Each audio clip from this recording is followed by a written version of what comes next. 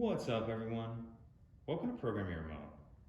Today I'm going to show you where the spare tire, the jack, and the lug nut wrench are located in a Ford Edge.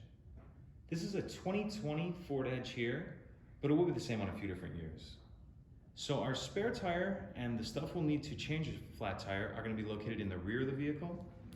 As you can see, I've already got the back hatch open. Then when we look in the rear and see this piece, I'm going to pick up, and this whole piece will pull out. Just set that to the side. Now we can see our spare tire here. There's this retaining nut on there. I've already got this one loosened up, but you'll turn that counterclockwise all the way, spin it off there like that. And then we can pull our spare tire out. And then underneath the spare tire, we're going to see our jack and our lug nut wrench.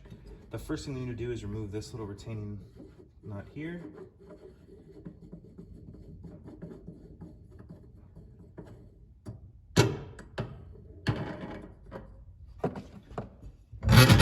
Once you get that off there, you can get your jack out, and your lug nut wrench is actually attached to the jack. How you need to get that out is if just by hand you lower the jack a little bit, you're going to turn this counterclockwise or to the left, and then that will allow this to come out. And then to use the lug nut wrench, you'll fold these two ends out. So that's it, pretty simple. If you have any questions, please let me know. If you could take a second to like and subscribe, it helps us out, and I'd appreciate it. Thank you.